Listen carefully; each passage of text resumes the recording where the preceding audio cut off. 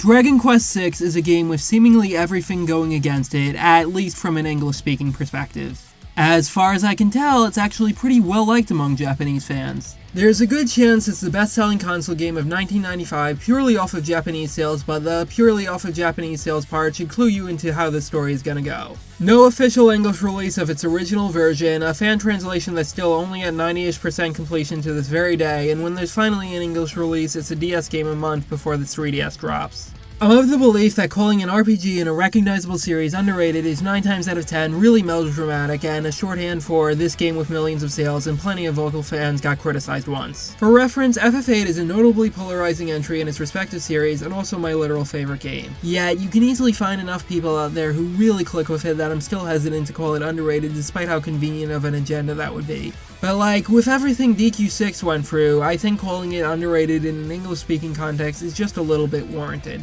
Speaking of Final Fantasy, you can easily sum up the online perception of DQ6 by pointing out how this is the numbered entry that Final Fantasy got to first, as FF6, the worst person you know's favorite Final Fantasy, came out a year and a half beforehand.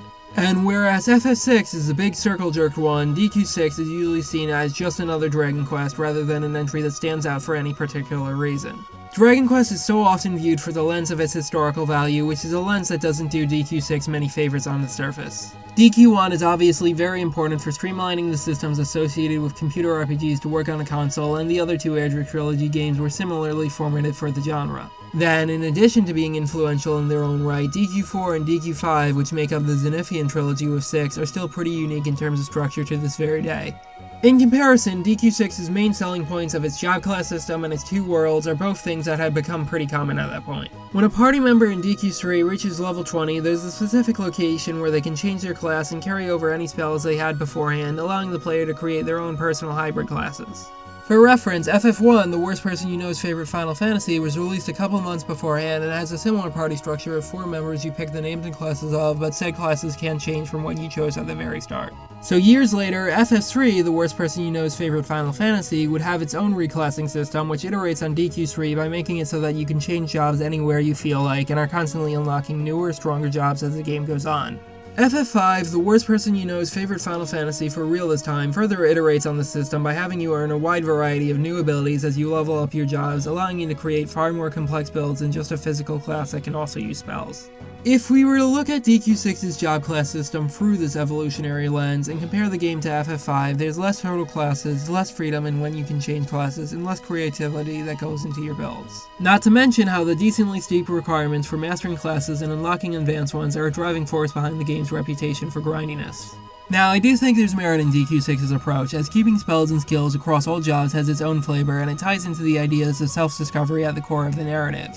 As for the reputation for grindiness, it's not entirely unfounded, but can be mitigated through clever play due to a surprising amount of bosses with vulnerabilities to status ailments, as well as Dragon Quest game design inherently letting you keep trying the same roadblock and getting stronger until you succeed. But the point here is that 6's job class system would not be unique enough to act as a selling point when viewed through the specific lens that's often used for the series. Then you've got the other selling point of exploring 2 different versions of the same world, which is also common to see in SNES RPGs. FF5 has 2 parallel universes in a final world where they're merged together. FF6 has the World of Balance and the World of Ruin. FE3 has its 2 books. And if you want to stretch to include smaller pieces of games rather than long-spanning structural choices, you've got stuff like Earthbound's Moonside and Live Alive's final chapter taking place in a desolate version of a previous chapter.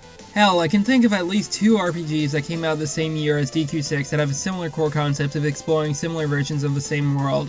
Tales of Fantasia, a game where you visit both the past and the future, and some irrelevant game no one cares about called Chrono Trigger. As for why this multiple world framing device is so common in SNES RPGs, I imagine it's a combination of its usefulness in showing off the console's upgraded hardware and Link to the Past being a highly influential game in general that's semi-adjacent to RPGs.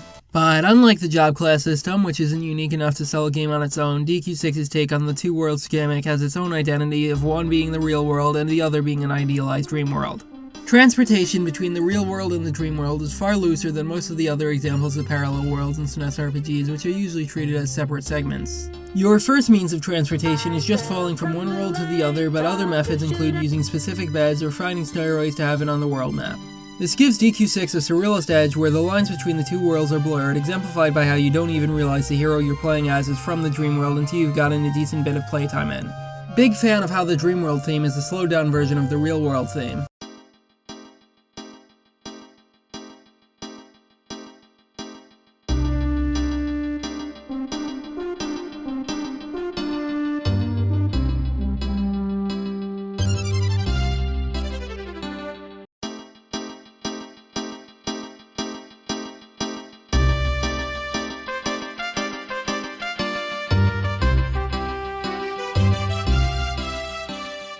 On the topic of the game soundtrack, Koichi Sugiyama is a composer whose name always has to be brought up with a couple asterisks attached.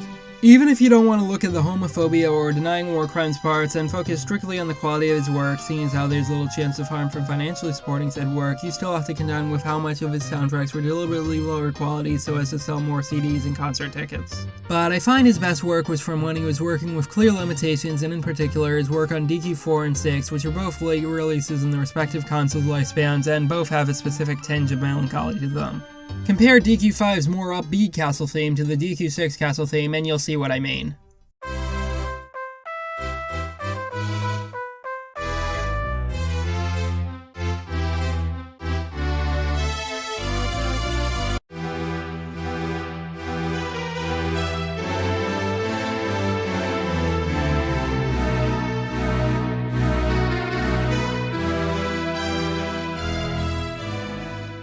And let's compare this to the DS version of the same song too. The toning down of the violin sounds helps to emphasize how much harsher they sound in the SNES version.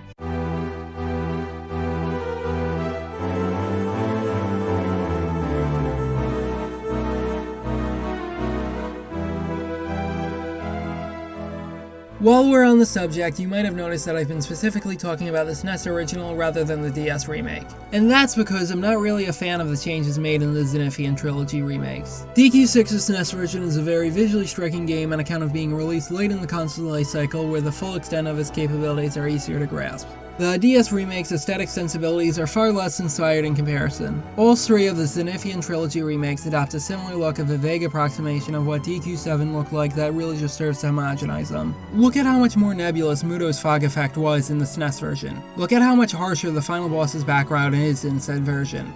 Look at how much faster the flying bed looks in the SNES version due to the DS's zoomed-in camera. On a similar note, man, I just cannot stand a lot of the choices made by modern Dragon Quest localizations. Making everyone speak in over-exaggerated accents and making every name a dumb pun that wasn't in the Japanese script results in dialect sounding really forced and the jokes that were in said Japanese script losing their punch when everything's a joke. Would you believe me if I said they changed the name of a child who died in his sleep to Matt Truss? Still better than the time they changed the party member's name from one of Arabic origin to one of English origin though. I wholeheartedly prefer the unfinished SNES translation because outside of an optional quest and a couple of repeated strings that you can easily understand based on context, it's pretty solid.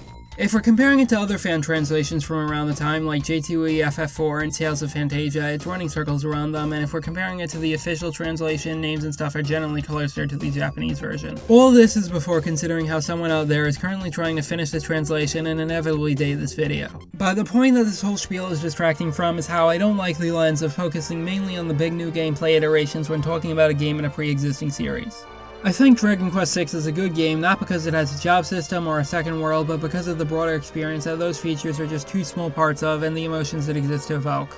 In terms of those broader structural aspects, DQ3 famously changed the game by revealing that the big evil guy you were supposed to defeat was actually working for a new eviler guy. A plot beat that would become an important staple of not just the series but the genre as a whole. The very first thing you see when starting a new file of DQ6 is your party marching up to the big confrontation with the Dark Lord Muto, who could easily pass for the main villain. Then he dies only like a third of the way into the game. Dragon Quest games are typically structured as a collection of vignettes where you go to a town, learn about its problems, fix them, and move on to the next town.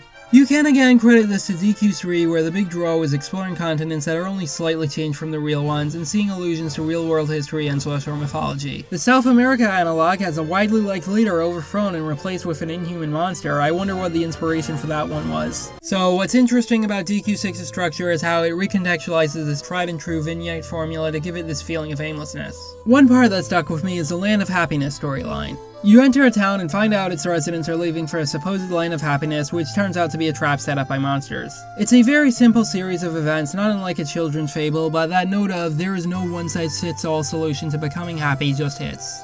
DQ6's take on the Dark World, yet another Dragon Quest staple that DQ3 popularized, is similarly compelling to me. It quite literally drains your motivation, preventing you from doing anything combat-wise and making you have to go through a series of events to get your energy back. That's another thing that stuck out to me, how often you go through significant stretches of DQ6 without fighting stuff. Not necessarily anything on the level of the next DQ, making you wait several hours before fighting even the most basic slime, but still enough that you notice it.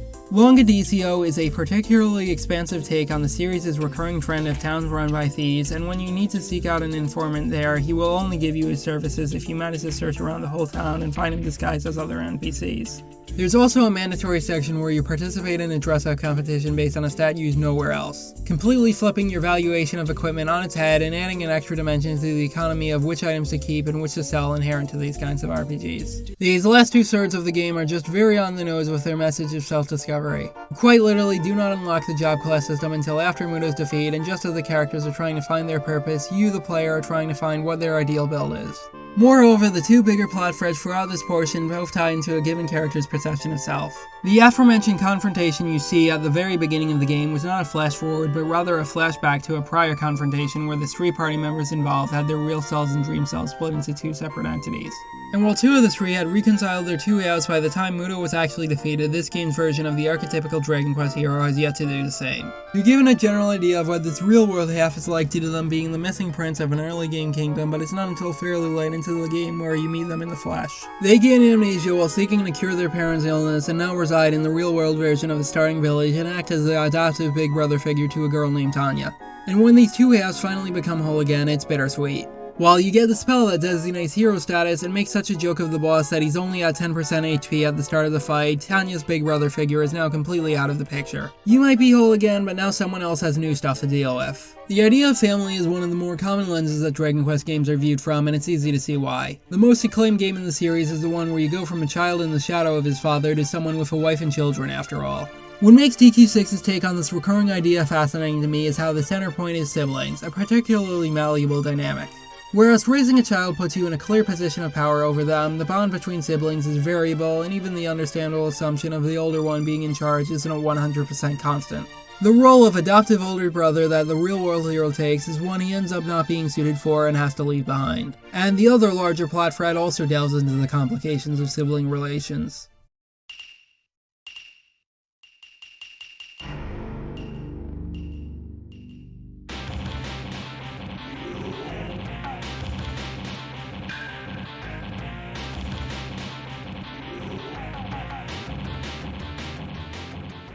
Sometime after Muto's death, you're tasked with defeating a monster for the sake of the king, but when you reach that monster, someone else beats it before you. The Sephiroth killing the dragon moment 1 year before the worst person you know's favorite Final Fantasy release.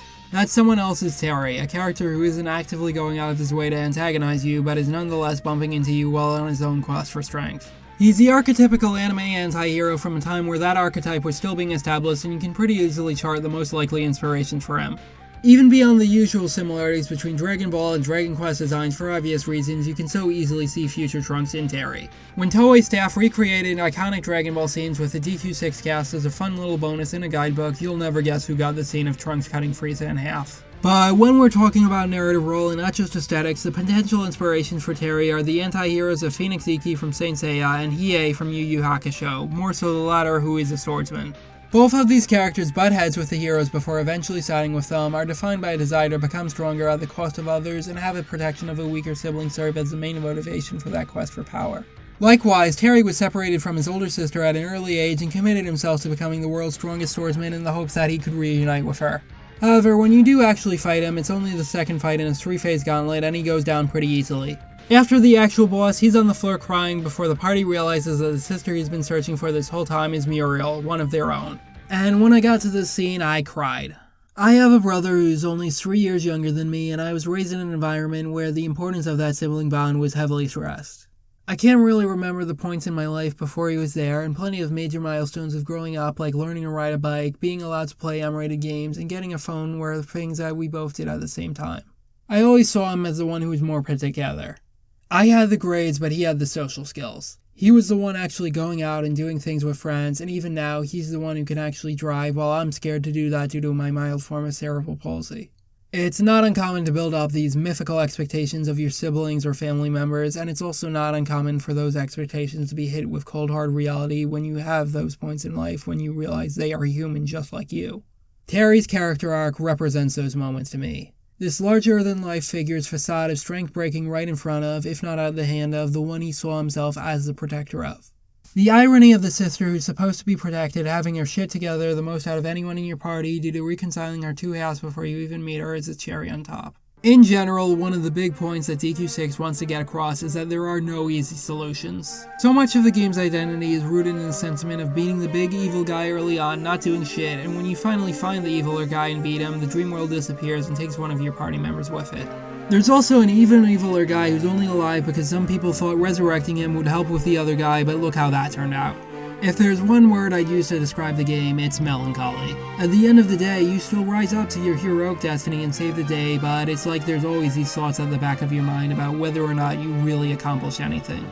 I do the generic conclusion of saying there's nothing else like DQ6, but that's simply not true. Despite how much 6 would seem like yet another Dragon Quest game from the perspective of people who waited 15 years for it, you can find quite a bit of RPGs taking inspiration from it if you look hard enough. Chrono Cross's parallel worlds, mysterious in media res opening, and exploration of its silent protagonists resemble aspects of DQ6, and I guarantee there's at least one RPG like that borrowed something from Chrono Cross. Final Fantasy X, the worst person you know's favorite Final Fantasy, has a similar take on a dream world as a core part of its plot and suspiciously similar ending to DQ6's.